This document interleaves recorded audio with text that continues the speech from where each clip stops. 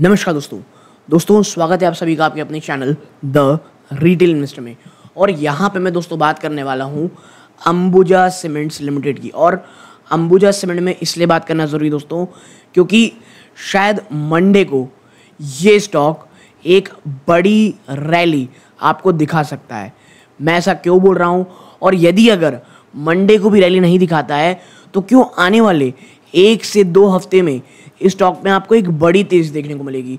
Plus जो block deal आपको देखने को मिली है ना, ये कैसे एक बहुत ही ज़्यादा बड़ी पॉजिटिव, जी हाँ पॉजिटिव न्यूज़ है अंबुजा सीमेंट के लिए और स्पेशली अंबुजा सीमेंट के लिए। तो इन तमाम चीज़ों में चर्चा करेंगे। अगर आप इस एक स्टॉक में निवेशित हैं या निवेश की सोच रहे हैं तो ये वीडियो आपके बहुत काम आएगी। सो प्लीज़ वीडियो को लाइक करके चैनल को सब्सक्राइब ज़रूर कर लीजिएगा। देखिए, सबसे पहले बात कर लेते हैं कि इसमें ऐसा हुआ क्या है। तो इसके लिए हमको एक आर्टिकल में चलना पड़ेगा। आप देखें, according to report quoting the term of transaction, Adani group intended to sell nearly 3% of stake in Ambuja cement on Friday to raise up to $500 million, nearly 4,197 crore rupees. और मैं बता दूं आपको, पहले बात लगभग $1 बिलियन की कही जा रही थी, तो ये आधा उन्होंने स्टेक सेल किया है।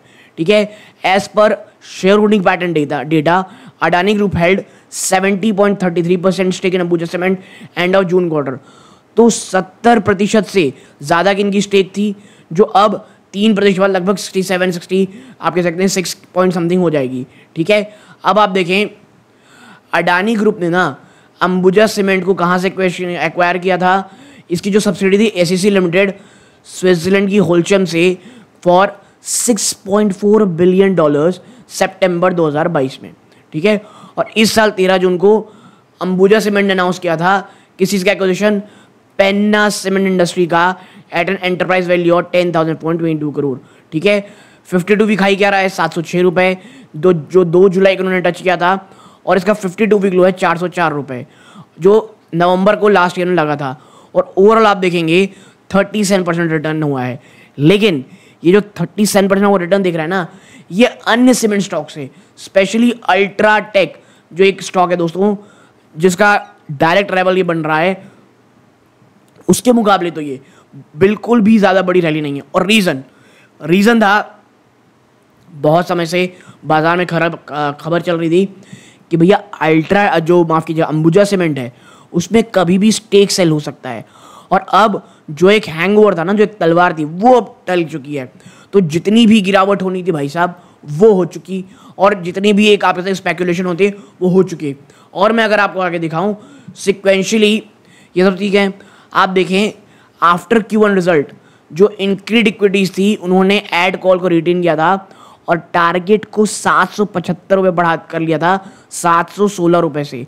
ठीक है, तो भाई साहब मैं आपको बता दूं 600 के पास ह्यूमंगस सपोर्ट है स्टॉक का, लिटरली में ह्यूमंगस। और आप देखें इंक्रीड ने जो रिटर्न दिया था उसमें क्या कहा था कि भैया through its current valuation is at marginal premium versus its long term median, the premium reflects the possible potential rise in cost savings in विव ग्रुप कंपनीज। और देखिए, अगर आपका विजन 2 से 3 सालों के लिए ना, इवन मैं कहूँगा 5 सालों के लिए, फॉर 5 ईयर्स, अंबुजा सीमेंट आने वाले 5 सालों में लिटरली में एक गेम चेंजर साबित हो सकता है।